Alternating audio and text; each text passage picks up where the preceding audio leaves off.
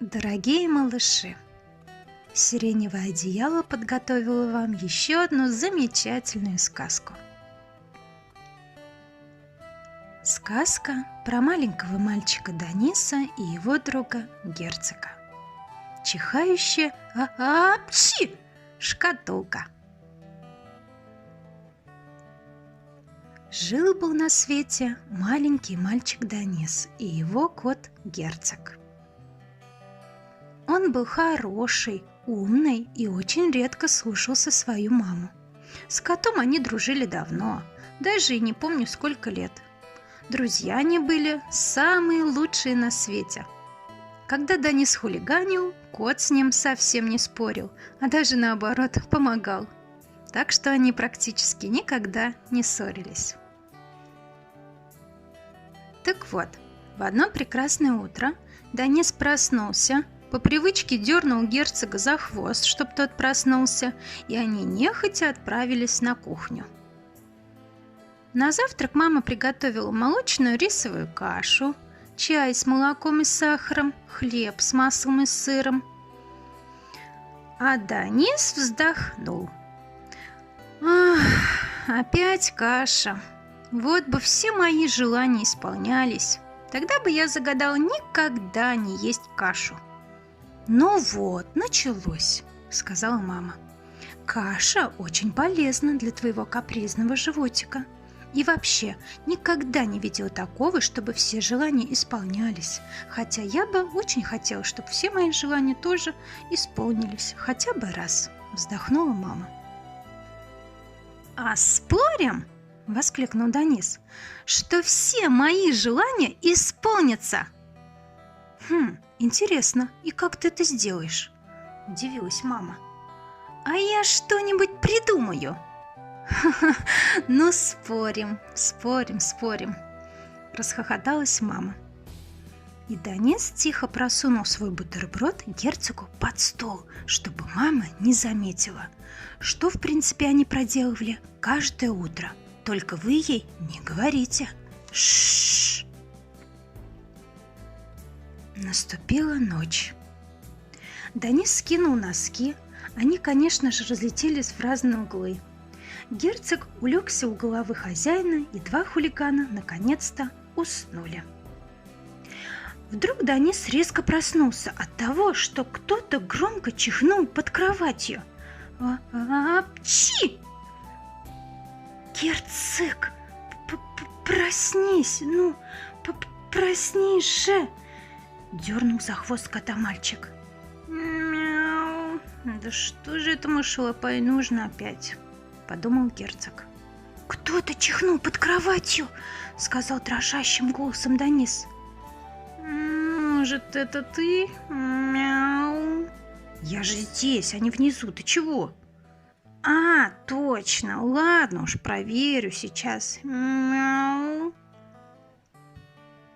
И отважный герцог лапой приподнял одеяло, чтобы было видно, что происходит под кроватью. Но в этот момент оттуда медленно выползла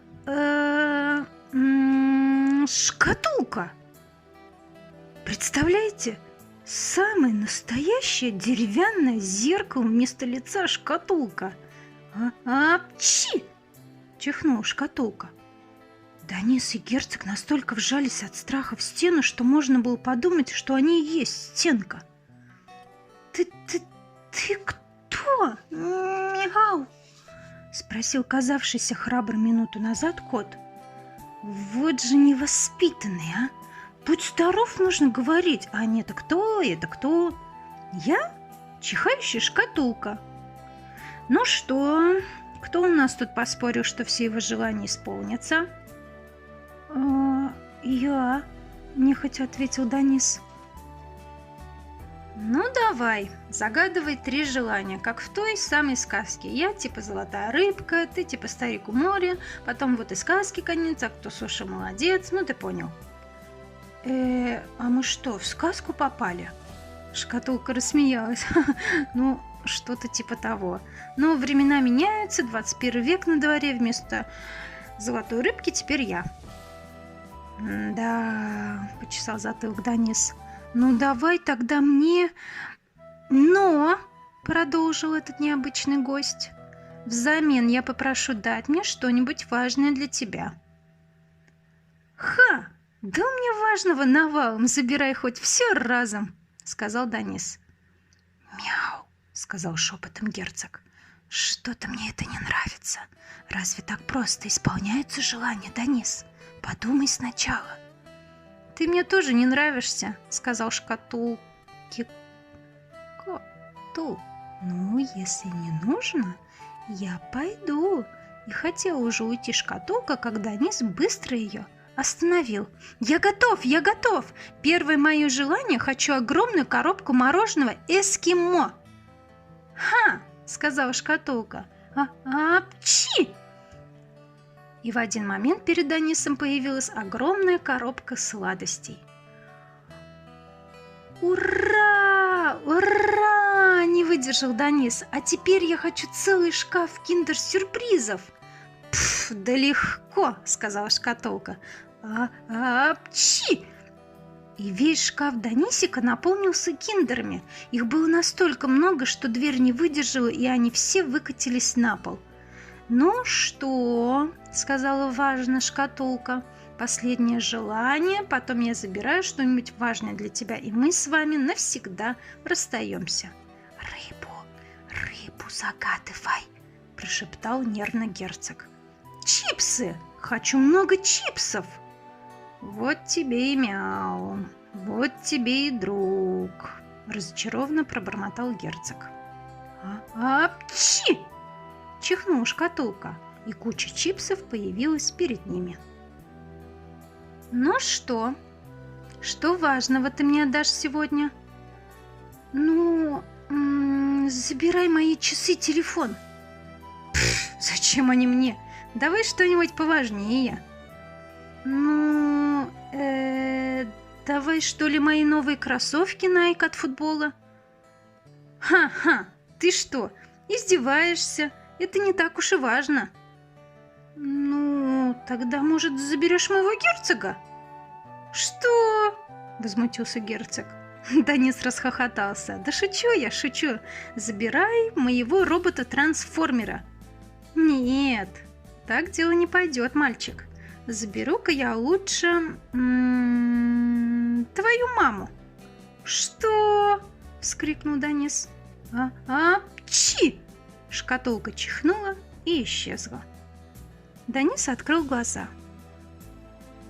«Ой, что это было? Сон, что ли?» Герцог тоже уже не спал. Какой-то странный сон про шкатулку приснился. «Тебе тоже? А так разве бывает, мяу, чтобы двум людям, ой, прости, человеку и коту приснился один и тот же сон?» «Ладно, ерунда какая-то, наверное. Мы просто очень устали, поэтому такая бельберда нам и приснилась. Пошли кушать. Ладно, я тебе что-нибудь под стол закину, бутерброд, например, или кашу. Ладно?» «Ну, давай, пойдем», — сказал герцог.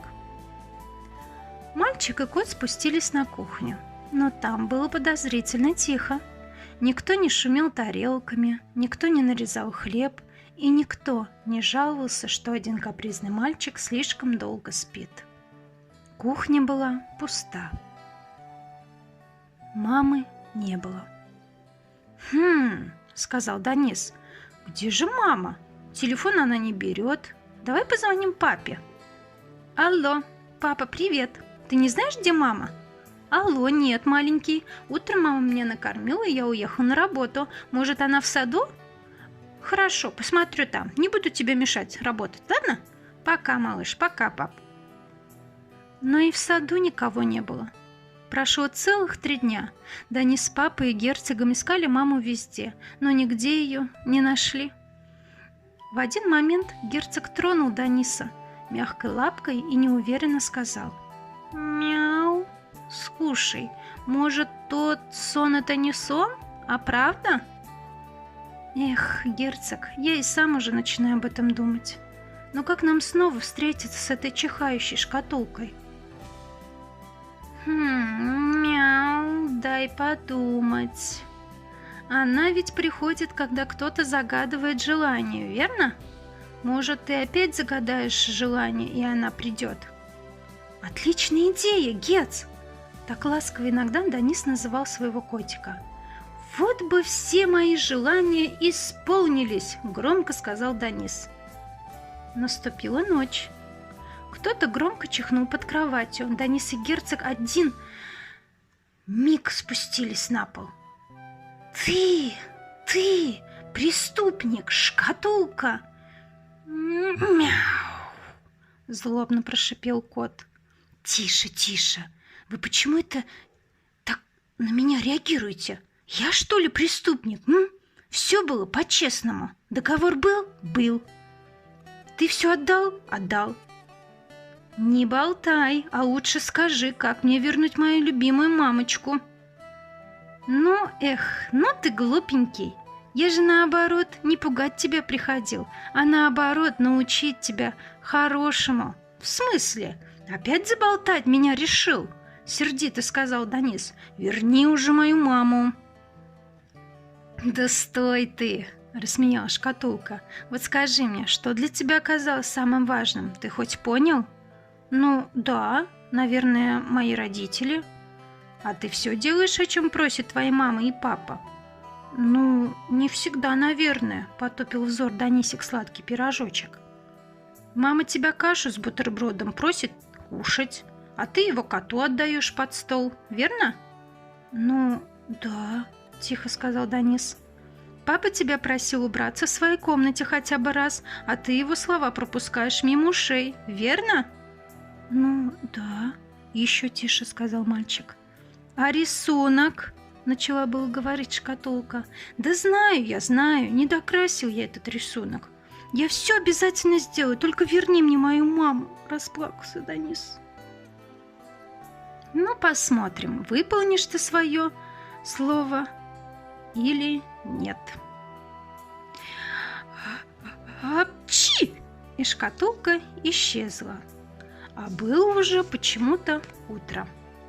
Данис с герцогом спустились бегом по лестнице, а оба друга уже чувствовали приятный запах еды и шум от тарелок, чашек, ложек. «Мама, ты вернулась!» Я никуда не уходила, ты чего?» – удивилась мама. «Мама, я теперь всегда буду кушать кашу, бутерброд, уберусь в комнате, разукрашу рисунок». «Так, стой, а ты разве не ешь кашу? Тарелка у тебя всегда пустая. Куда же тогда она девается?» «Ой, в общем, я все сделаю, что вы с папой захотите». Что-то волшебное, наверное, с тобой произошло, иначе непонятно, почему ты вдруг стал таким хорошим», – рассмеялась мама. «Мяу, ну да. Но что именно волшебное произошло, говорить уж мы точно не будем, да, Данис?» Данис ласково подмигнул своему коту, а тот подмигнул ему в ответ. Вот и сказки конец, а кто слушал, молодец.